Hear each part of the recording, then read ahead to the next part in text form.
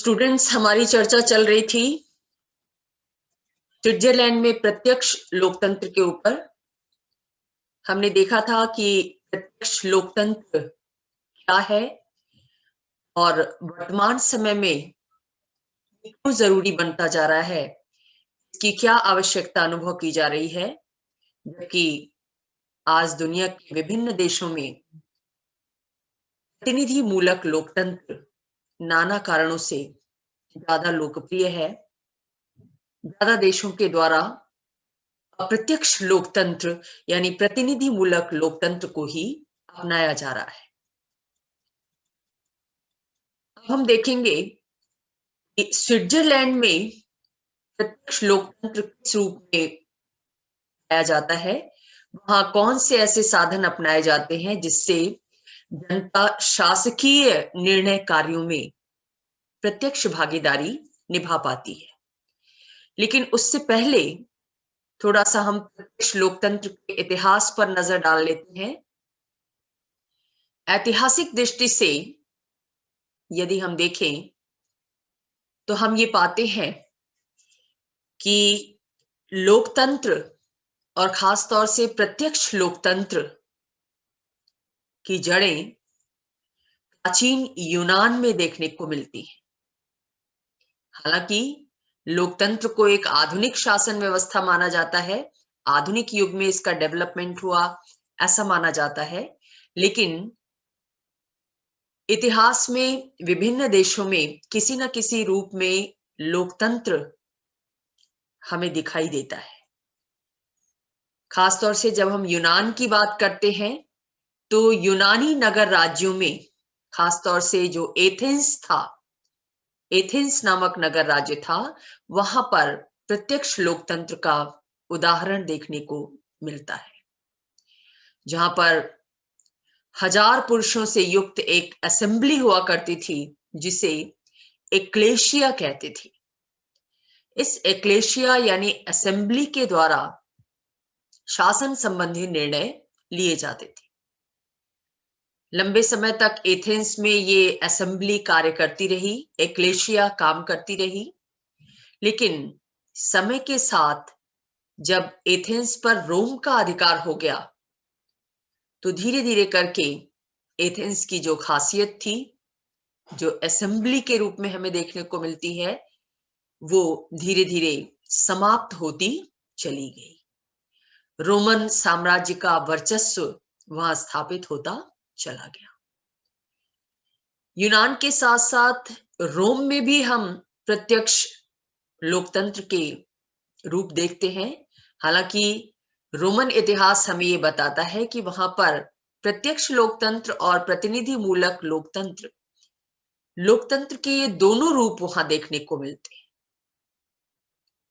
कैसे कि जो रोमन गणतंत्र था, उस रोमन गणतंत्र में वहां के नागरिकों को कानून बनाने का अधिकार प्राप्त था, और इस बात के भी उदाहरण मिलते हैं कि अगर कभी विधायिका ने कानून बना दिया तो उस कानून को अस्वीकार करने का अधिकार लोगों को प्राप्त था। अगर उन्हें वो कानून पसंद नहीं है तो वो उसका निषेध कर देते थे, उसका विरोध करते थे, उसे वापस लेने की मांग करते थे। इन बातों का उल्लेख बहुत सारे इतिहासकारों ने किया है कि रोमन गणतंत्र में ये खासियत पाई जाती थी।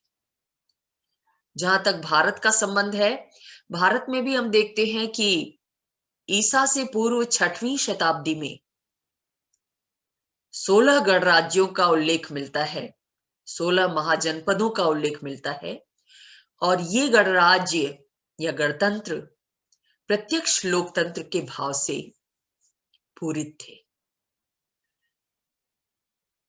जो प्राचीन भारतीय धर्म ग्रंथ हैं उनमें भी हम देखते हैं कि कई ऐसी संस्थाएं मिलती हैं जैसे सभा और समिति, जिनके माध्यम से आम जनता के द्वारा शासन संबंधी निर्णयों में भागीदारी निभाई जाती थी। इन सभाओं और समितियों में वाद विवाद होते थे, आम जनता उसमें भाग लेती थी और शासन के महत्वपूर्ण पदों पर व्यक्तियों की नियुक्ति का कार्य भी, उनके निर्वाचन का कार्य भी इन संस्थाओं के माध्यम से किया जाता था। यानी शासन कार्य किसके हाथ में सुपुर्द किया जाए, इस बात का निर्णय सभा और समिति के द्वारा किया जाता था, जिसमें आम नागरिकों की भागीदारी होती थी। ये रूप देखने को मिलते हैं लोकतंत्र के प्राचीन भारत में, यूनान में और रोम में, जहां की सभ्यताएं प्राचीनतम सभ्यताओं में से एक मानी जाती है। जैसे जैसे समय बीतता गया, वैसे वैसे लोकतंत्र का ये रूप विलुप्त होता चला गया, क्योंकि राज्यों के स्वरूप में परिवर्तन आया। पहले यूनानी नगर राज्य छोटे छोटे नगर राज्य हुआ करते थे, जिनकी जनसंख्या हजारों में हुआ करती थी। उन हजार लोगों को एक स्थान पर एकत्रित कर वाद विवाद कराना संभव था, शासन संबंधी किसी निर्णय तक पहुंचना संभव था। लेकिन आज राज्यों का स्वरूप बिल्कुल बदल गया है। आज हमें बड़े बड़े राष्ट्रीय राज्य देखने को मिलते हैं, जो क्षेत्रफल और जनसंख्या दोनों की दृष्टि से बहुत ज्यादा विशाल है। आप अपने देश की जनसंख्या को ही ले, 135 करोड़ लोग। क्या 135 करोड़ लोग एक साथ इकट्ठा होकर किसी निर्णय तक पहुंच सकते हैं? नहीं, व्यावहारिक दृष्टि से यह संभव नहीं है। इसीलिए आजकल प्रतिनिधि मूलक लोकतंत्र को अपनाया जाता है, जिसको हम अप्रत्यक्ष लोकतंत्र कहते हैं। कि ठीक है, जनता अगर शासन कार्यों में सीधे तौर पर भाग नहीं ले सकती, लेकिन उसे इस बात का अधिकार होना चाहिए कि वो अपने प्रतिनिधियों को चुने और उन प्रतिनिधियों के माध्यम से शासन तक अपनी बात पहुंचाए, शासन संबंधी निर्णयों में भागीदार बने। तो इस तरह से अप्रत्यक्ष लोकतंत्र का विकास हुआ बड़े बड़े राष्ट्रीय राज्यों के युग में। और आज हम देखते हैं कि दुनिया के बहुत सारे लोकतांत्रिक देश प्रतिनिधि मूलक लोकतंत्र को ही अपनाए हुए हैं। लेकिन प्रतिनिधि मूलक लोकतंत्र के इस वातावरण में भी स्विट्जरलैंड एक ऐसा देश है जहां पर सदियों से प्रत्यक्ष लोकतंत्र के साधन अपनाए जाते रहे हैं। हालांकि आज हम अगर विश्व मानचित्र पर नजर डालें तो हम ये पाते हैं कि आज भी बहुत से देशों में, जैसे खासतौर से लैटिन अमेरिकी देशों में, कुछ पूर्वी यूरोप के देशों में जैसे लाटविया, बोल्विया, स्लोवाकिया और इवन संयुक्त राज्य अमेरिका जैसे देश में जो स्थानीय स्तर पर नगरीय प्रशासन होता है, वहां पर प्रत्यक्ष लोकतंत्र के साधन अपनाए जाते हैं। लेकिन स्विट्जरलैंड की खासियत इस बात में है कि वहां पर राष्ट्रीय स्तर पर, स्थानीय स्तर पर नहीं, केवल स्थानीय स्तर पर ही नहीं, बल्कि राष्ट्रीय स्तर पर प्रत्यक्ष लोकतंत्र को आज भी अपनाया जाता है। फ्रांस जैसे देश में भी हम देख रहे हैं कि हालिया वर्षों में प्रत्यक्ष लोकतंत्र के साधन लोकप्रिय हुए हैं। लेकिन स्विट्जरलैंड का जो प्रत्यक्ष लोकतंत्र है वो अपनी तरह का अनूठा है। वहां के देश की आवश्यकता के अनुरूप वहां प्रत्यक्ष लोकतंत्र के साधनों का विकास हुआ है और स्विस जनता शासन संबंधी निर्णयों में अपनी सहभागिता सुनिश्चित कर पा रही है। ये साधन इतने ज्यादा लोकप्रिय हैं स्विट्जरलैंड में और आम जनता इन साधनों का बार बार प्रयोग करती है, सफलतापूर्वक प्रयोग करती है। इसीलिए स्विट्जरलैंड को प्रत्यक्ष प्रजातंत्र का घर कहा जाता है। संयुक्त राज्य अमेरिका की हमने बात की। अमेरिका में बहुत से राज्यों में स्थानीय स्तर पर नगरीय प्रशासन के क्षेत्र में, जैसे नगर पालिका प्रशासन, उसमें प्रत्यक्ष लोकतंत्र के साधनों को अपनाया जाता है। लेकिन वहां पर हम देखते हैं कि एक जो मूल जनजाति है वहां की, जिसको क्रो नेशन कहते हैं, क्रो नेशन नामक जनजाति के द्वारा 1948 में जो संविधान अपनाया गया, उस संविधान में प्रत्यक्ष लोकतंत्र के महत्वपूर्ण साधन यानी जनसभा का उल्लेख किया गया। तो अमेरिका में नगरीय प्रशासन के साथ साथ जनजातीय प्रशासन में भी प्रत्यक्ष लोकतंत्र के साधनों को आज भी अपनाया जा रहा है। अगर हम दार्शनिक दृष्टि से देखें तो बहुत सी ऐसी विचारधाराएं रही हैं जिन विचारधाराओं के प्रवर्तकों ने नाना कारणों से प्रत्यक्ष लोकतंत्र का समर्थन किया है और प्रतिनिधि मूलक लोकतंत्र की आलोचना की है। इन विचारकों में अराजकतावादी विचारक और मार्क्सवादी समाजवादी विचारक प्रमुख हैं। आपने मार्क्सवादी समाजवाद पढ़ा होगा, तो मार्क्स मौजूदा लोकतंत्र को यानी प्रतिनिधि मूलक लोकतंत्र को बुर्जुआ लोकतंत्र कहते हैं।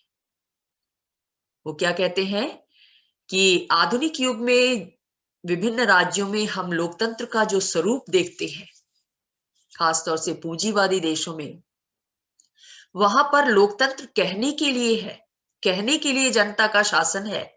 वास्तव में शासन पर वहां बुर्जुआ लोगों का यानी पूंजीपतियों का, समृद्ध लोगों का, आर्थिक रूप से संपन्न लोगों का अधिकार है। क्योंकि इलेक्शन की जो प्रोसेस है, जिस इलेक्शन की प्रोसेस के माध्यम से जनता अपने प्रतिनिधियों को चुनती है प्रतिनिधि मूलक लोकतंत्र में, उस चुनाव की प्रक्रिया में समृद्ध लोगों की, पूंजीपतियों की अहम भूमिका होती है। लिहाजा चुनाव वही प्रतिनिधि जीत पाते हैं जो आर्थिक रूप से समृद्ध हैं, संपन्न हैं। चुनाव में कितना पैसा खर्च होता है, आप सब इससे वाकिफ हैं। तो आम जनता, जिसे लोकतंत्र का आधार कहा जाता है, वो तो निर्वाचन प्रक्रिया में मत देने के अलावा भाग ही नहीं ले पाती, क्योंकि उसके पास इतना पैसा नहीं होता। ये जो धनी मानी लोग शासन में पहुंचते हैं निर्वाचित होकर, फिर वो जो कानून बनाते हैं वो आम जनता के हितों को ध्यान में रखकर नहीं बनाते हैं, बल्कि पूंजीपतियों के हितों को ध्यान में रखकर बनाते हैं। ऐसा मार्क्सवादी समाजवाद के अंतर्गत बताया गया और इसीलिए प्रतिनिधि मूलक लोकतंत्र को, पूंजीवादी लोकतंत्र को बुर्जुआ लोकतंत्र की संज्ञा दी गई मार्क्सवादी विचारकों के द्वारा। तो उन्होंने इसका समर्थन नहीं किया, क्योंकि ऐसे लोकतंत्र में लोकतंत्र का जो वास्तविक स्वरूप है, जनता का शासन, जनता के लिए शासन, जनता द्वारा शासन, ये सही रूप में प्रकट नहीं हो पाता, अपने वास्तविक रूप में लोकतंत्र सामने नहीं आ पाता। इसलिए इसे ये छद्म लोकतंत्र, बुर्जुआ लोकतंत्र ऐसी संज्ञा देते हैं। बहरहाल ये तो रहा प्रत्यक्ष लोकतंत्र का इतिहास और समसामयिक दौर में दुनिया के विभिन्न देशों में किन रूपों में प्रत्यक्ष लोकतंत्र के साधन अपनाए जा रहे हैं। अब हम देखेंगे कि खासतौर से स्विट्जरलैंड में प्रत्यक्ष लोकतंत्र किस रूप में क्रियाशील है। जहां तक स्विट्जरलैंड के संविधान की बात है, 1848 में जब पहली बार स्विस संविधान निर्मित हुआ, जिसको संशोधित किया गया 1874 में, और फिर से एक नया संविधान बनाया गया 1999 में, तो 1999 के संविधान में अनुच्छेद 138 से 142 तक में प्रत्यक्ष लोकतंत्र के उपकरणों का प्रावधान किया गया है। कौन से साधन अपनाए जाएं जिससे आम जनता शासन संबंधी निर्णयों में भागीदार बन सके, इसके लिए इन अनुच्छेदों में प्रावधान किया गया है। तो ये साधन कौन से हैं? सबसे पहला साधन है जिसके माध्यम से आम जनता शासकीय निर्णयों में भागीदार बनती है, वो है जनसभाएं, जिनको लैंड्स जिमाइंड कहते हैं। ये जनसभाएं क्या है? नाम से स्पष्ट है, जनता की सभाएं, जनसभाएं। आमतौर पर कानून बनाने का कार्य विधानमंडलों के द्वारा किया जाता है, लेकिन स्विट्जरलैंड में कुछ कैंटन्स में, सभी कैंटन्स में नहीं, कुछ कैंटन्स में, जैसे ग्लैरस, ऑबवाल्डेन, निडवाल्डेन या इनर एपेंजल, आउटर एपेंजल, ये ऐसे प्रांत हैं, ये ऐसे कैंटन्स हैं जहां पर कानून निर्माण का कार्य जनसभाओं के द्वारा किया जाता है, आम जनता की सभाओं के द्वारा किया जाता है। जैसे प्राचीन यूनान में एक्लेशिया काम करती थी, असेंबली काम करती थी एथेंस में, वही काम स्विट्जरलैंड में जनसभाओं के द्वारा किया जाता है, जो कुछ कैंटन्स में प्रचलित है। इन कैंटन्स में कोई विधानमंडल नहीं है, बल्कि विधानमंडल का कार्य ये जनसभाएं ही करती हैं। इन जनसभाओं का मेंबर कौन होता है? उस कैंटन का हर वयस्क नागरिक इस जनसभा का सदस्य होता है। इस जनसभा का अधिवेशन वर्ष में एक बार जरूर होता है और जरूरत पड़ने पर और भी इसके अधिवेशन आमंत्रित किए जा सकते हैं, जनसभाओं का आयोजन किया जा सकता है।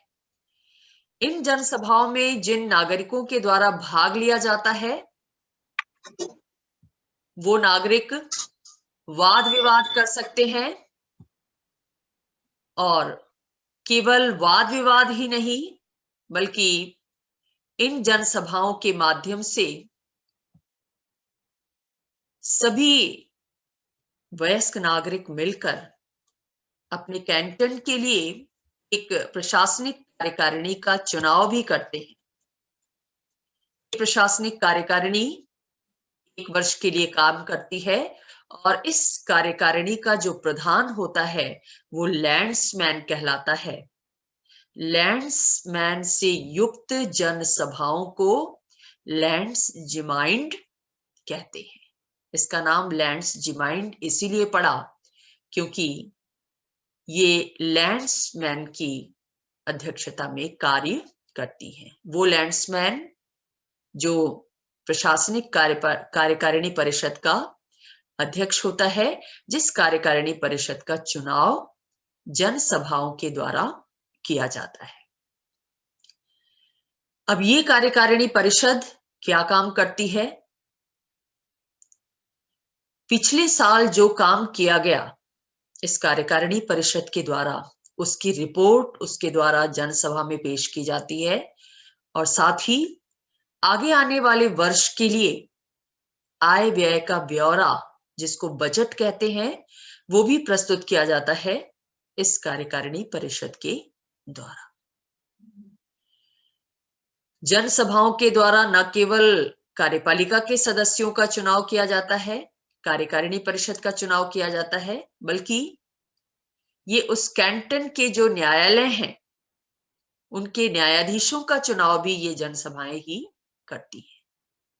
अन्य जो सरकारी अधिकारी हैं उनका भी निर्वाचन इन जनसभाओं के द्वारा किया जाता है, और साथ ही जो राष्ट्रीय स्तर पर सीनेट कार्यरत है, जो संघीय विधायिका है, उसका जो दूसरा सदन है सीनेट, उसके सदस्यों के लिए भी चयन का कार्य इन जनसभाओं के द्वारा किया जाता है। हर कैंटन से 2 प्रतिनिधि चुनकर सीनेट में जाते हैं। वो 2 जनप्रतिनिधि कौन से होंगे, इसका निर्णय इन कैंटन्स में जनसभाओं के माध्यम से किया जाता है।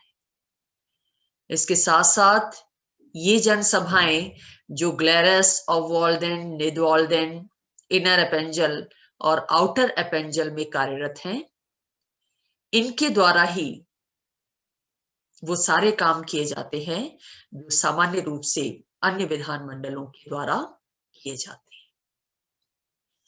तो इन जनसभाओं के माध्यम से आम नागरिक सीधे तौर पर शासन कार्यों में भागीदार बनते हैं, कानून निर्माण के लिए वाद विवाद करते हैं, प्रशासनिक कार्यकारिणी का चयन करते हैं, न्यायाधीशों का चयन करते हैं, सीनेट के सदस्यों का चयन करते हैं अपने कैंटन की तरफ से, और इस तरह से शासन कार्य में प्रत्यक्ष भागीदारी निभाते हैं। दूसरा जो साधन है प्रत्यक्ष लोकतंत्र का, वो है लोक निर्णय, जिसको रेफरेंडम कहते हैं। नाम से ही स्पष्ट है, जनता द्वारा लिया जाने वाला निर्णय। ये निर्णय किन प्रश्नों पर होता है, जनता किन विषयों पर निर्णय करती है, इसके लिए स्विट्जरलैंड के संविधान में व्यापक रूप में चर्चा की गई है। हालांकि लोक निर्णय का जो रूप है, खासतौर से संवैधानिक प्रश्नों के ऊपर जो लोक निर्णय की व्यवस्था अपनाई गई है स्विट्जरलैंड में, वो अमेरिका के मैसाचुसेट्स राज्य से ग्रहण की गई है, जहां पर 1778 से भी पहले लोक निर्णय की व्यवस्था प्रचलित थी। ये लोक निर्णय दो तरह का होता है, यानी जनता दो तरह से अपनी राय व्यक्त करती है। किस विषय पर? संविधान के विषय पर और कानून के विषय पर। कानून राष्ट्रीय कानून भी हो सकता है और अंतरराष्ट्रीय कानून भी हो सकता है। तो ये लोक निर्णय दो तरह के होते हैं। पहला अनिवार्य लोक निर्णय होता है, जिसका मतलब है कि स्विट्जरलैंड में विधानमंडल के द्वारा, राष्ट्रीय विधानमंडल के द्वारा जो विधेयक पास किए जाते हैं, जो कानून बनाए जाते हैं, उन कानूनों पर जनता की स्वीकृति ली जाती है, उनका मत संग्रह करके। किन विषयों पर जनता की राय ली जानी अनिवार्य है? क्योंकि बिना जनता की राय के उस विषय पर अंतिम निर्णय नहीं हो सकता, अंतिम रूप से कानून नहीं बन सकता। इसके लिए संविधान में व्यवस्था की गई है कि विधानमंडल के द्वारा जो भी ऐसे विधेयक पास किए जाएं, जिनका संबंध संविधान में आंशिक रूप से या पूर्ण रूप से संशोधन करना हो। संविधान में संशोधन हर देश में होते हैं, हर संविधान में होते हैं, आप जानते हैं, क्योंकि संविधान एक बार बन जाता है, जबकि परिस्थितियां परिवर्तित होती रहती हैं, तो नई परिस्थितियों की मांग के अनुसार संविधान के प्रावधानों में परिवर्तन आवश्यक हो जाता है।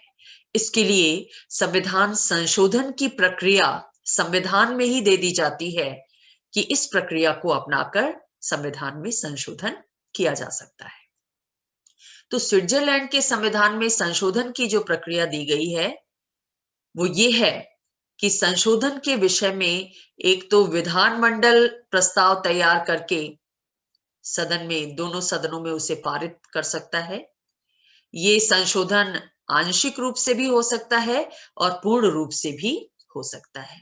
आंशिक संशोधन का मतलब ये होता है कि संविधान की किसी धारा या कुछ धाराओं में परिवर्तन कर दिया जाए, और पूर्ण संशोधन का मतलब होता है कि पूरी तरह से संविधान का काया पलट कर दिया जाए, एक तरह से नए ढंग से संविधान पर विचार किया जाए, उसका निर्माण किया जाए। तो जिस भी तरह का संविधान संशोधन करना हो, ये संशोधन तभी पूर्ण होता है जब जनता जनमत संग्रह के माध्यम से उसके पक्ष में अपनी राय रखती है। जब भी कोई संशोधन प्रस्ताव विधानमंडल के द्वारा राष्ट्रीय असेंबली के द्वारा पारित किया जाता है, तो जनता के सामने उस प्रस्ताव को लोक निर्णय के लिए रखा जाता है और जनता वोट देकर उस पर निर्णय करती है कि संविधान संशोधन का ये प्रस्ताव स्वीकार किया जाना चाहिए या नहीं किया जाना चाहिए। अगर जनता अस्वीकार कर देती है कि विधानमंडल ने जो संशोधन का प्रस्ताव प्रस्तुत किया है वो उचित नहीं है, वो जरूरी नहीं है, तो संविधान में संशोधन नहीं हो सकता। तो संविधान संशोधन संबंधी जितने भी प्रस्ताव होते हैं, जितने भी विधेयक पारित किए जाते हैं राष्ट्रीय असेंबली के द्वारा, वो तब तक कानून का रूप नहीं ले सकते जब तक जनता लोक निर्णय के माध्यम से उन पर अपनी स्वीकृति प्रदान नहीं कर देती। इनके लिए अनिवार्य है जनता की राय लेना इस विषय पर, संविधान संशोधन के विषय पर। दूसरा, और कहां जरूरी है जनता की राय लेना, अनिवार्य लोक निर्णय की आवश्यकता और कहां पड़ती है? अगर स्विट्जरलैंड किसी अंतरराष्ट्रीय संधि या समझौते में सम्मिलित होना चाहता है तो इससे संबंधित जो प्रस्ताव है वो भी जनता के सामने उसकी राय जानने के लिए अनिवार्य रूप से प्रस्तुत किए जाते हैं। आप जानते हैं कि स्विट्जरलैंड अंतरराष्ट्रीय दृष्टि से एक तटस्थ देश है। वो दुनिया में जो उलझाव पैदा करने वाली संधियां हैं उसमें शामिल नहीं होता है, न्यूट्रल स्टेट है वो। और यही वजह है कि लंबे समय तक वो संयुक्त राष्ट्र संघ का सदस्य भी नहीं रहा। 2001 तक स्विट्जरलैंड संयुक्त राष्ट्र संघ का सदस्य नहीं था।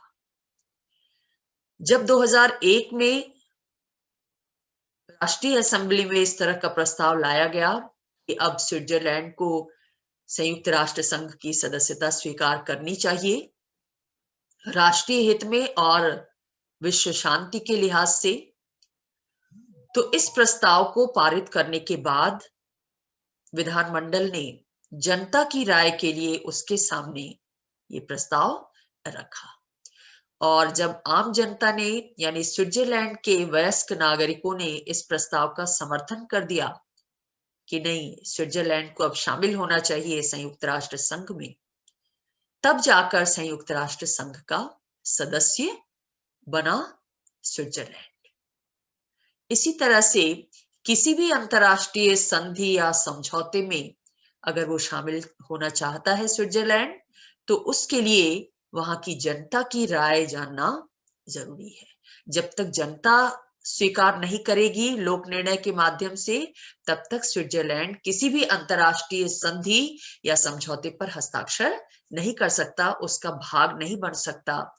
उसके द्वारा जो दायित्व सौंपे जा रहे हैं स्विट्जरलैंड को, उस दायित्व का निर्वाह नहीं कर सकता। तो आप देख रहे हैं कि शासकीय निर्णयों में जनता की भागीदारी कितनी मजबूती के साथ रखी गई है स्विट्जरलैंड के संविधान में। और इसीलिए वहां प्रत्यक्ष लोकतंत्र जितना सशक्त है, दुनिया के अन्य किसी भी देश में राष्ट्रीय स्तर पर वो देखने को नहीं मिलता आधुनिक युग में। तीसरी कंडीशन कहां बनती है अनिवार्य लोक निर्णय की? अगर नागरिकों के द्वारा किसी कानून की पहल की गई हो, नागरिक खुद किसी कानून का प्रस्ताव सामने लाए हो कि इस विषय पर कानून बनना चाहिए, उस प्रस्ताव को विधानमंडल ने अस्वीकार कर दिया हो, जनता के द्वारा कानून निर्माण का प्रस्ताव लाया गया हो और जो राष्ट्रीय असेंबली है उन्होंने जनता के इस प्रस्ताव को अस्वीकार कर दिया हो, तो ऐसी स्थिति में ऐसा प्रस्ताव फिर से जनता के सामने अनिवार्य रूप से लोक निर्णय के लिए रखा जाएगा। ऐसी व्यवस्था संविधान करता है। तो अनिवार्य लोक निर्णय की व्यवस्था इन 3 मामलों में की गई है स्विट्जरलैंड के संविधान के द्वारा। संविधान संशोधन के विषय में, किसी अंतरराष्ट्रीय संधि या समझौते में सम्मिलित होने से संबंधित प्रस्ताव के विषय में और नागरिकों द्वारा अपनी पहल शक्ति का प्रयोग करते हुए कानून का प्रस्ताव किया गया हो, लेकिन विधानमंडल ने उसे अस्वीकार कर दिया हो, तो ऐसे प्रस्ताव पर भी अनिवार्य रूप से लोक निर्णय की व्यवस्था की गई है। दूसरा जो लोक निर्णय है वो है ऐच्छिक लोक निर्णय। ऐच्छिक लोक निर्णय का मतलब है कि ये जनता की इच्छा पर निर्भर है कि वो विधानमंडल द्वारा पारित किसी कानून पर जनमत संग्रह की डिमांड करे या ना करे। अगर नागरिकों को ऐसा लगता है कि विधानमंडल ने जो कानून पारित किया है वो कानून जनहितकारी नहीं है, या उस कानून में कुछ त्रुटियां रह गई हैं, कुछ कमियां रह गई हैं, तो ऐसी स्थिति में जब विधानमंडल ने कानून पारित किया है तब से लेकर 100 दिन के भीतर 50,000 मतदाता अगर अपने हस्ताक्षर के साथ ये डिमांड करते हैं कि अमुक कानून पर जनमत संग्रह कराया जाए, जनता की राय जानी जाए, या फिर जो स्विट्जरलैंड के 26 कैंटन्स हैं स्विस संघ में शामिल, उनमें से 8 कैंटन्स के द्वारा डिमांड की जाती है कि अमुक विषय पर लोक निर्णय कराया जाए, जनमत संग्रह कराया जाए, तो उस कानून पर जनमत संग्रह कराया जाना अनिवार्य हो जाता है। यानी विधानमंडल द्वारा पारित वो कानून अंतिम नहीं होगा अगर जनता के द्वारा लोक निर्णय की डिमांड कर दी गई तो। बहुत से कानून बन जाते हैं विधानमंडल द्वारा पारित होने के बाद ही, अगर जनता के द्वारा उस पर लोक निर्णय की डिमांड नहीं की जाती है। लेकिन संविधान नागरिकों को यह अधिकार देता है कि अगर उन्हें ऐसा लगता है कि विधानमंडल द्वारा पारित किसी कानून में कोई त्रुटि है या उसमें कुछ संशोधन होना चाहिए, उसके किसी प्रावधान को बदला जाना चाहिए, तो मतदाता 50,000 मतदाता अपने हस्ताक्षर से इस बात की डिमांड कर सकते हैं कि उस कानून को समीक्षा के लिए, जनता की राय जानने के लिए जनता के सम्मुख रखा जाए। व्यवहार में हम ये देखते हैं कि 2004 तक, यानी 1999 में जो नया संविधान बना उसके लागू होने के बाद से लेकर 2004 तक किसी भी ऐच्छिक लोक निर्णय की मांग नहीं की गई। अनिवार्य लोक निर्णय तो हुआ, लेकिन ऐच्छिक रूप से जनता के द्वारा लोक निर्णय की मांग नहीं की गई। पहली बार इसकी मांग 2004 में कैंटस के माध्यम से आई, मतदाताओं के माध्यम से नहीं, कि कुछ कैंटस ने डिमांड की। इस तरह से लोक निर्णय का ये रूप भी वहां देखने को मिलता है। वहां के संविधान के द्वारा इसकी व्यवस्था की गई है। जनसभाओं और लोक निर्णय के साथ साथ जो तीसरा महत्वपूर्ण साधन है प्रत्यक्ष लोकतंत्र का, वो है आरंभक, जिसे इनिशिएटिव कहते हैं, पहल कहते हैं। इसका मतलब है कि जनता के द्वारा खुद कानून निर्माण की पहल की जाए, आरंभ किया जाए। वैसे तो कानून बनाने की जिम्मेदारी किसकी है? राष्ट्रीय स्तर पर राष्ट्रीय असेंबली की है, विधानमंडल की है। लेकिन वहां जनता को भी इस बात का अधिकार दिया गया है कि अगर उसे ऐसा लगता है कि किसी विषय पर कानून बनाया जाना जरूरी है, विधानमंडल की निगाह उस विषय पर नहीं जा रही है, तो ऐसी स्थिति में जनता स्वयं भी कानून का प्रस्ताव पेश कर सकती है। पूरा एक प्रारूप तैयार करके वो विधानमंडल में भेज सकती है। हालांकि आरंभक की शुरुआत 1891 से हुई, उससे पहले आरंभक नहीं था। जनसभाएं तो थी, लोक निर्णय की व्यवस्था भी थी, लेकिन आरंभक की शुरुआत 1891 से हुई स्विट्जरलैंड में। ये आरंभक 3 तरह के हो सकते हैं: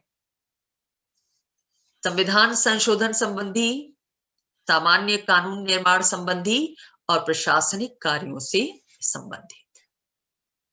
यानी अगर जनता को ऐसा लगता है कि संविधान की किसी धारा में संशोधन किया जाना आवश्यक है उसे समयानुकूल बनाए रखने के लिए, तो संशोधन का प्रस्ताव भी उसके द्वारा तैयार किया जा सकता है, जनता के एक समूह के द्वारा तैयार किया जा सकता है और उसे राष्ट्रीय विधानमंडल में पेश किया जा सकता है। दूसरे, कोई सामान्य कानून भी उसके द्वारा बनाए जा सकते हैं, उसका प्रस्ताव भी तैयार किया जा सकता है, प्रस्ताव तैयार करके विधानमंडल में भेजा जा सकता है। 2006 तक हम देखते थे कि केवल संविधान संशोधन विषय पर ही नागरिक अपनी पहल बनाकर या कानूनी प्रस्ताव, संशोधन प्रस्ताव बनाकर भेज सकते थे, लेकिन 2006 के बाद किसी भी कानून के विषय में प्रस्ताव तैयार करने की छूट आम जनता को दे दी गई। उसे यह अधिकार दे दिया गया कि वो किसी भी सामान्य विषय पर जो जनहित से संबंधित है, जो सार्वजनिक दृष्टि से उपयोगी है, उस विषय पर कानून का प्रस्ताव तैयार कर वो विधानमंडल में भेज सकती है। लेकिन ऐसे प्रस्ताव प्रस्तुत करने के लिए क्या जरूरी है? जब वो प्रस्ताव पेश किया जाए जनता के द्वारा अपनी पहल पर, किसी भी कानून का प्रस्ताव, सामान्य कानून का या संशोधन संबंधी कानून का, तो ऐसे प्रस्ताव बनाने के 18 महीने के भीतर कम से कम 1 लाख मतदाताओं के द्वारा उस प्रस्ताव पर हस्ताक्षर किया जाना आवश्यक है। अगर 1 लाख मतदाता हस्ताक्षर कर देते हैं उस प्रस्ताव के पक्ष में, तब विधानमंडल में उस विषय पर कानून निर्माण की प्रक्रिया आगे बढ़ती है। और अगर ऐसा नहीं होता है तो जनता द्वारा पहल किए जाने पर भी, कानूनी प्रस्ताव प्रस्तुत किए जाने पर भी विधानमंडल उस पर विचार नहीं करता है, क्योंकि उसे ऐसा लगता है कि इस प्रस्ताव को जन समर्थन नहीं मिल पा रहा है, व्यापक जन समर्थन जिसकी आवश्यकता होती है वो नहीं मिल पा रहा है, इसलिए विधानमंडल उस प्रस्ताव को वहीं छोड़ देता है। लेकिन अगर 1 लाख मतदाता उस पर हस्ताक्षर कर देते हैं 18 महीनों के भीतर, 18 महीने का समय दिया गया है, उस समय के अंदर अगर इतने मतदाता हस्ताक्षर कर देते हैं, तब जाकर विधानमंडल उस प्रस्ताव पर चर्चा करती है, उसको कानून का स्वरूप प्रदान करती है। एक दिलचस्प बात यह है कि जहां पर जनता को कानूनी प्रस्ताव पेश करने का अधिकार दिया गया है, पहल करने का अधिकार दिया गया है, वहीं पर संविधान सरकार को भी इस बात का अधिकार देता है कि सरकार स्वयं भी किसी कानून का प्रस्ताव बनाकर उसे जनता की राय के लिए रख सकती है कि हम इस विषय पर कानून बनाना चाहते हैं, इस विषय पर आम जनता की राय क्या है। या अगर मतदाताओं के द्वारा कोई कानून का प्रस्ताव प्रस्तुत किया गया है, उसके पैरेलल भी, उसके समानांतर भी सरकार उस प्रस्ताव के विरोध में एक नया प्रस्ताव ला सकती है और उस प्रस्ताव को भी जनता की राय जानने के लिए उनके सम्मुख रख सकती है। ऐसे में जिस प्रस्ताव को ज्यादा मतदाताओं का समर्थन मिलता है, चाहे वो सरकार द्वारा प्रस्तुत प्रस्ताव हो या नागरिकों के किसी वर्ग के द्वारा प्रस्तुत प्रस्ताव हो, जिसको भी ज्यादा बहुमत प्राप्त होता है, मतदाताओं का ज्यादा समर्थन प्राप्त होता है, विधानमंडल उसी प्रस्ताव को कानून का रूप प्रदान करता है। तीसरा जो पहल की जाती है, तीसरी पहल जिसे करने का अधिकार संविधान स्विस नागरिकों को प्रदान करता है, वो है प्रशासनिक कार्यों को करने की पहल।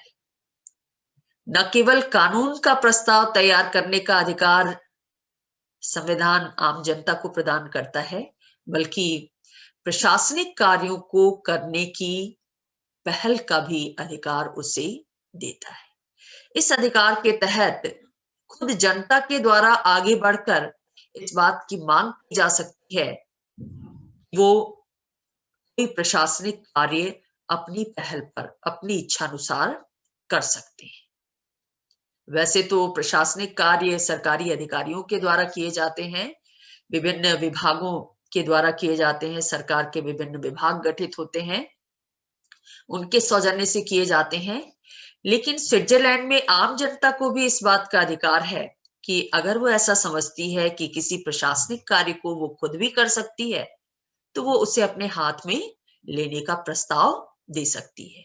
जैसे कोई नया स्कूल खोलना चाहती है या कोई सड़क बनाने का कार्य करना चाहती है, तो ऐसा प्रस्ताव वो प्रस्तुत कर सकती है कि अमुक क्षेत्र की अमुक सड़क इतनी लंबाई तक वहां के नागरिकों के द्वारा बनाई जाएगी, या इस क्षेत्र में कोई नया स्कूल वहां के विद्यार्थियों के हित में खुद वहां के लोगों के द्वारा खोला जाएगा। ज्यादातर प्रशासनिक कार्यों की पहल जनता के द्वारा उन कार्यों के लिए की जाती है जिनमें भारी मात्रा में जन निधि से खर्च किया जाता है और जिनके कारण अतिरिक्त कर भार जनता पर डाला जाता है। आप जानते हैं कि सरकारी कार्यों में बहुत ज्यादा पैसा खर्च होता है और सरकार के पास पैसा कहां से आता है? जनता से टैक्स वसूल कर जो पैसा इकट्ठा होता है उसको सरकारी निधि में संचित किया जाता है। फिर उस सरकारी निधि से विभिन्न विभागों को खर्च के लिए धन आवंटित किया जाता है। तो बहुत सारे ऐसे कार्य होते हैं जिनमें बहुत ज्यादा धन खर्च होता है और जनता को ऐसा लगता है, उस क्षेत्र के नागरिकों को ऐसा लगता है कि उससे कम धन में ही, यानी जो धन सरकार के द्वारा खर्च किया जाएगा उससे कम धन में ही जनता के द्वारा उस क्षेत्र में वो व्यवस्था की जा सकती है, वो कार्य किया जा सकता है। जैसे नया स्कूल बनाने में अगर सरकार को बहुत ज्यादा धन खर्च करना पड़ रहा है तो कोई प्राइवेट एजेंसी वहां आ सकती है, प्राइवेटली कोई नागरिकों का समूह इस काम को ले सकता है कि वो नया स्कूल एस्टेब्लिश कर देगा, स्थापित कर देगा और उसमें खर्च जो आएगा वो सरकारी खर्च की तुलना में कम ही होगा। ऐसा क्यों करते हैं नागरिक? क्योंकि नागरिकों को ऐसा लगता है कि अगर सरकार ज्यादा धन खर्च करेगी स्कूल बनाने में या सड़क बनाने में तो अल्टीमेटली उस खर्च का बोझ उन पर ही पड़ेगा टैक्स के रूप में। उन्हें ज्यादा कर देना पड़ेगा, सरकार को ज्यादा टैक्स देना पड़ेगा। तो मितव्ययिता की दृष्टि से नागरिकों के द्वारा प्रशासनिक कार्यों की पहल की जाती है ताकि कम धन में कार्य संपन्न हो जाए सफलतापूर्वक और उस पर टैक्स की मार भी ज्यादा ना पड़े। तो प्रशासनिक कार्यों की पहल भी उसके द्वारा की जाती है। संविधान संशोधन संबंधी प्रस्ताव पहल की जा सकती है, इसके द्वारा सामान्य कानूनों की प्रस्ताव बनाए जा सकते हैं और साथ ही प्रशासनिक कार्यों के लिए भी पहल की जा सकती है। लेकिन आरंभक की शक्ति पर या पहल की शक्ति पर संविधान कुछ प्रतिबंध भी लगाता है। जैसे संविधान का जो आर्टिकल 139(3) है वो प्रतिबंध लगाता है कि अगर जनता कोई ऐसा प्रस्ताव लाती है, चाहे वो संविधान संशोधन से संबंधित हो या कानून बनाने से संबंधित हो, ऐसे प्रस्ताव से अगर देश की एकता भंग होने की आशंका हो या किसी अंतर्राष्ट्रीय संधि के नियमों का उल्लंघन होता हो, तो जो संघीय संसद है, राष्ट्रीय विधानमंडल है, राष्ट्रीय असेंबली है, वो ऐसे आरंभक को अवैध घोषित कर सकता है, भले ही वो जनता के बहुमत के द्वारा प्रस्तावित किया गया हो, लेकिन फिर भी अगर वो देश की एकता को भंग करने वाला हो या अंतर्राष्ट्रीय संधि के प्रावधानों के विपरीत हो, जिस संधि से स्विट्जरलैंड बंधा हुआ है, तो ऐसे प्रस्तावों को, ऐसे पहल को, जनता की पहल को संघीय संसद अवैध घोषित कर सकती है। उसके कुछ अंश को अवैध घोषित कर सकती है या पूरी तरह से उस प्रस्ताव को अस्वीकार कर सकती है। ये एक बहुत बड़ा प्रतिबंध है जनता की पहल की शक्ति पर। दूसरा प्रतिबंध हम ये देखते हैं कि अगर संविधान में संशोधन संबंधी, खासतौर से पूर्ण संशोधन संबंधी प्रस्ताव को मतदाताओं के द्वारा बहुमत से स्वीकार कर लिया जाता है, तो उसका रिजल्ट ये होता है कि जो विद्यमान राष्ट्रीय असेंबली है वो भंग हो जाती है और नई असेंबली का निर्वाचन होता है। जब नई असेंबली आती है तो वो उस संशोधन प्रस्ताव को कानून का रूप देती है।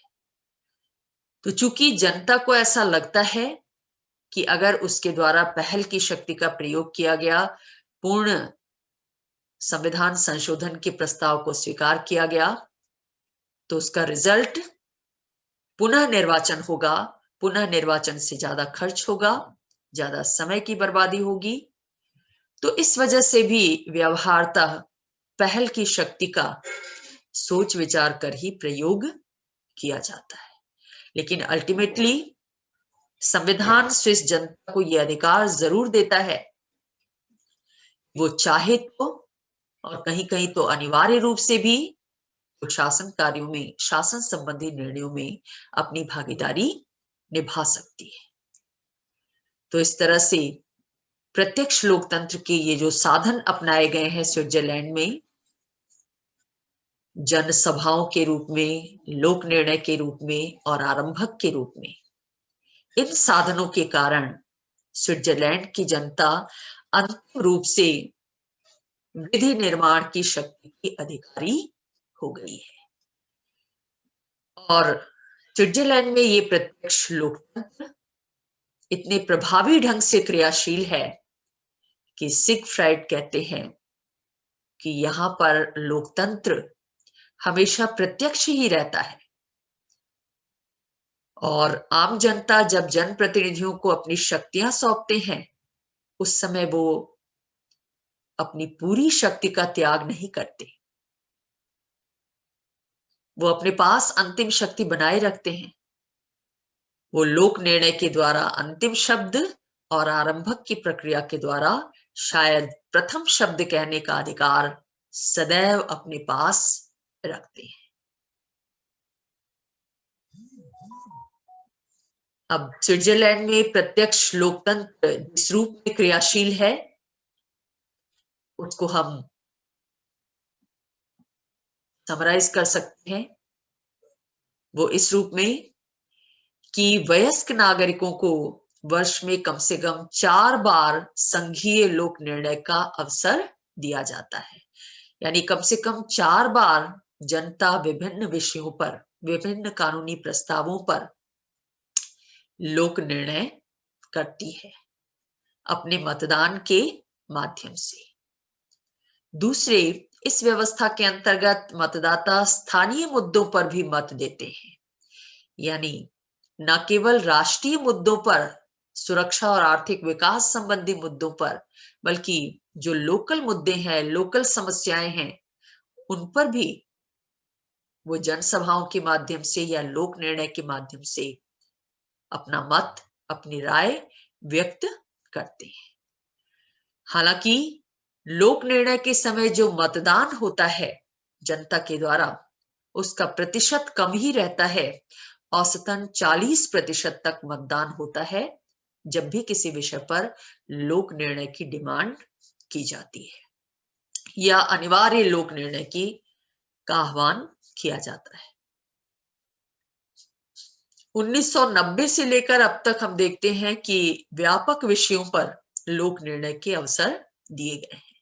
जैसे बहुत सारे कानून बनाए गए संघीय संसद के द्वारा उन कानूनों का संबंध कभी न्यूक्लियर पावर स्टेशन के निर्माण से था, तो कभी नए संघीय संविधान को बनाए जाने से संबंधित थे वो कानून, कभी दूसरे देशों से आने वाले लोगों को नियंत्रित करने, तो कभी स्थायी सेना की समाप्ति से संबंधित कानूनी प्रस्ताव थे। कभी संयुक्त राष्ट्र संघ की सदस्यता का प्रश्न जनता के सामने लाया गया, तो कभी काम करने के घंटों को कम करने से संबंधित प्रस्ताव लाए गए जनता के सामने विचार के लिए, उसकी राय जानने के लिए। और इन महत्वपूर्ण विषयों पर जनता ने मुखर होकर अपनी राय व्यक्त की लोक निर्णयों के माध्यम से। अब जहां तक इसके प्रभाव की बात है, स्विट्जरलैंड में प्रत्यक्ष लोकतंत्र के कार्यकरण का प्रभाव क्या है, हम ये देखते हैं कि ये प्रभाव प्राथमिक रूप से सीमित रूप में ही दिखाई देता है। यानी हम देखते हैं कि जनता बहुत बढ़ चढ़कर प्रत्यक्ष लोकतंत्र की क्रियाविधियों में, लोक निर्णय में या आरंभक में या जनसभाओं में भाग नहीं लेती। और ये इस बात से पुष्ट होता है कि 1891 से 2004 तक, 1891 में आरंभक की शुरुआत हुई और तब से लेकर 2004 तक जनता ने जितने भी प्रस्ताव प्रस्तुत किए आरंभक की शक्ति का प्रयोग करते हुए, पहल की शक्ति का प्रयोग करते हुए, उनमें से केवल 14 प्रस्तावों को ही कानून बनाया जा सका। तो आप देख सकते हैं कि आरंभक की शक्ति का व्यवहार में प्रयोग बहुत कम किया गया या इसका प्रभाव बहुत कम रहा। या तो बाकी प्रस्तावों के पीछे व्यापक जन समर्थन नहीं था, जितने मतदाताओं के हस्ताक्षर की जरूरत थी उतना हस्ताक्षर नहीं हो पाया, या फिर सरकार द्वारा प्रस्तुत प्रस्ताव को ज्यादा समर्थन मिला। इस वजह से केवल 14 जनता के प्रस्तावों को ही कानूनी रूप दिया जा सका। लेकिन अप्रत्यक्ष रूप से अगर हम देखें तो इन साधनों का बहुत ज्यादा असर रहा। क्या असर रहा कि भले ही वो अंजाम तक ना पहुंच सके हो, जनता के कानूनी प्रस्ताव पूरी तरह कानून का रूप न ले सके हो, लेकिन जब भी कोई पहल की जाती है जनता की तरफ से, तो कम से कम आम जनता सार्वजनिक मुद्दों के विषय में जागरूक होती है कि नागरिकों के इस वर्ग के द्वारा जो मुद्दा उठाया गया है, वो मुद्दा वास्तव में ध्यान देने योग्य है, या देश के सामने ये समस्या भी है, ये आवश्यकता भी है। कम से कम जनता हर बार सार्वजनिक विषयों के प्रति जागरूक होती है जब भी किसी कानूनी प्रस्ताव की पहल की जाती है।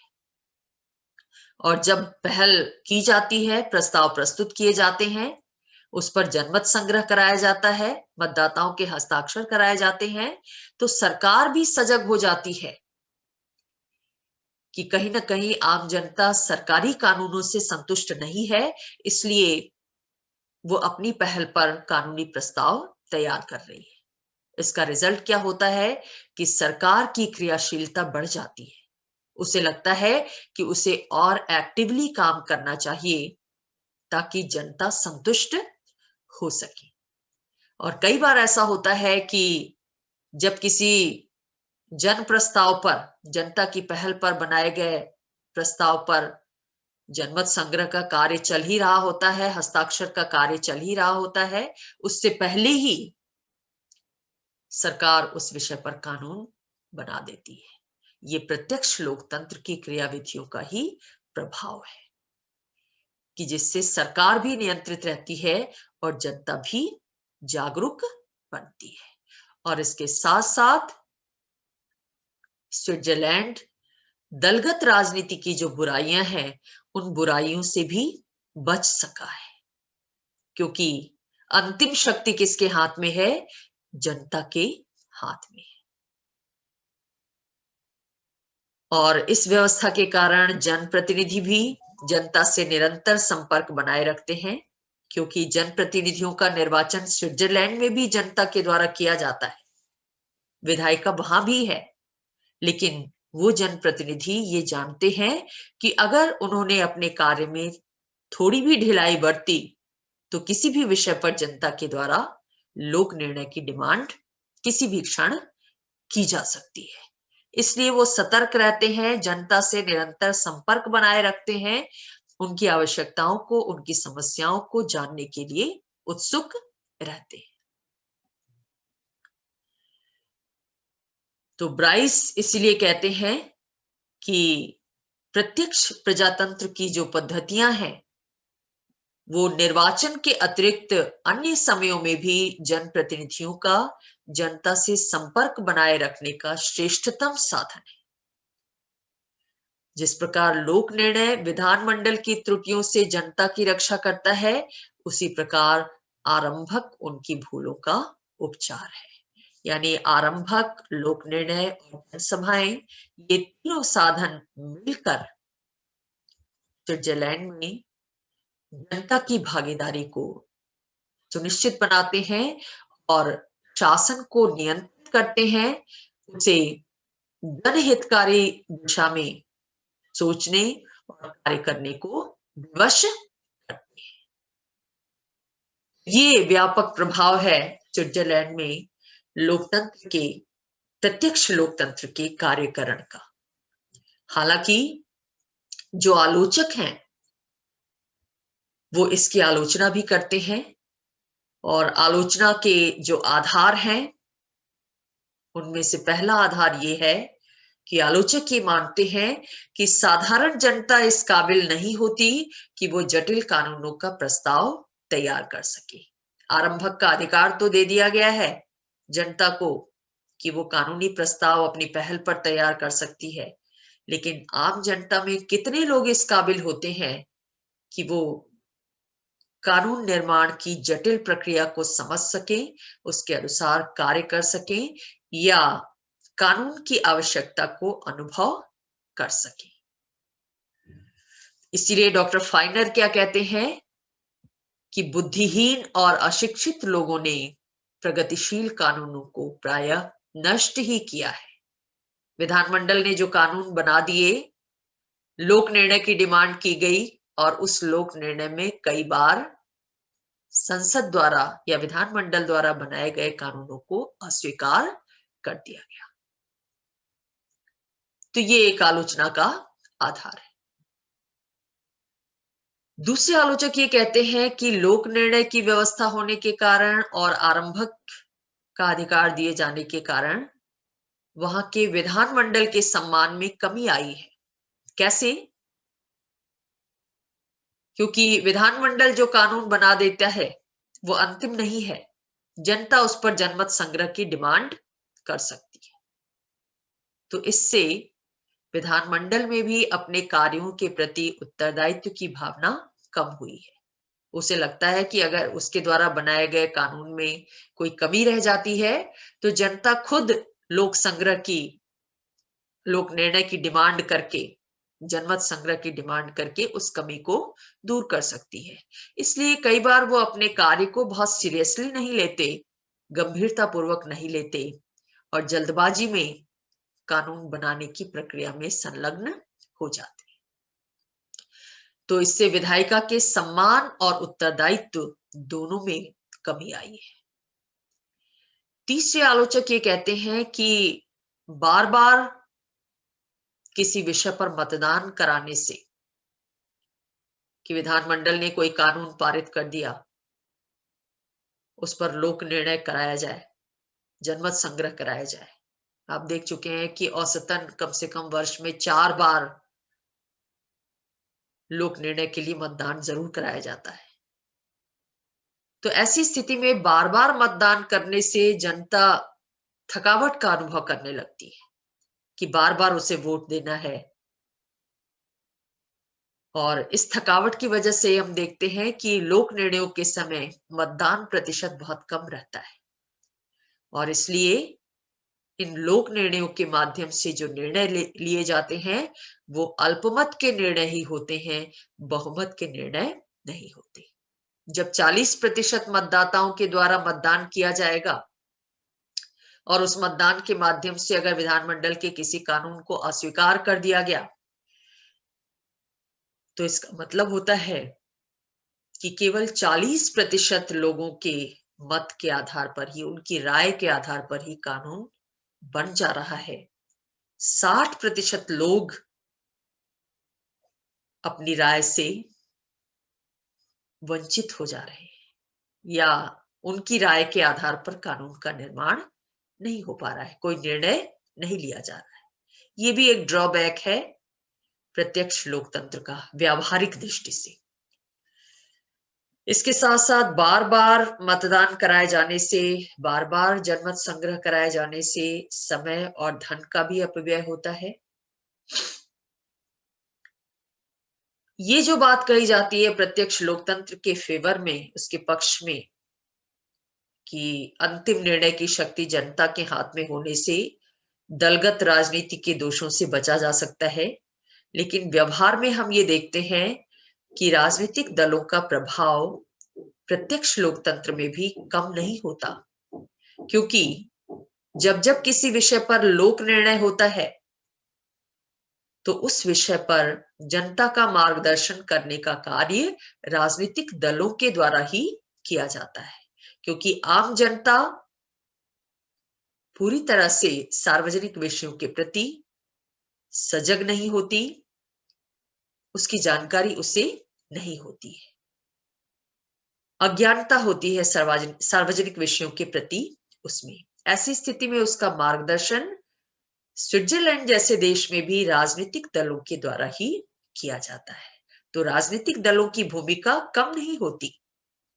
और कई बार तो ऐसा देखा जाता है कि वहां भी राजनीतिक दल जनता की अज्ञानता का लाभ उठाते हैं, उनके मतों को मोबिलाइज करते हैं अपने पक्ष में, अपनी सरकार के पक्ष में, सत्ताधारी दल के पक्ष में या सत्ताधारी दल के विरोध में। तो दलबंदी का बुरा असर वहां भी देखने को मिलता है। प्रत्यक्ष लोकतंत्र के कारण उसको दूर नहीं किया जा सका है, क्योंकि जनता अब भी बड़ी संख्या में सार्वजनिक मुद्दों के प्रति अज्ञानी है। लास्टली ये आलोचना भी की जाती है कि जो लोक निर्णय की व्यवस्था है उसमें भी दोष है। दोष ये है कि उसके अंतर्गत जनता किसी कानून को या तो पूरी तरह से स्वीकार कर सकती है या पूरी तरह अस्वीकार कर देती है। उस कानून में संशोधन के लिए लोक निर्णय की कोई व्यवस्था नहीं है। हो सकता है कि कोई कानून पूरी तरह बुरा ना हो, उसके कुछ अंशों में परिवर्तन की जरूरत हो, लेकिन जब वो कानून लोक निर्णय के लिए रखा जाता है तो जनता के सामने दो ही विकल्प होते हैं कि या तो वो उस कानून को पूरी तरह स्वीकार कर ले या पूरी तरह अस्वीकार कर दे। तो ये भी एक दोष है जो आलोचकों को नजर आता है स्विट्जरलैंड के प्रत्यक्ष लोकतंत्र के कार्यकरण में। लेकिन इन दोषों के बावजूद, इन कमियों के बावजूद स्विट्जरलैंड का जो प्रत्यक्ष लोकतंत्र है वो सफल कहा जा सकता है।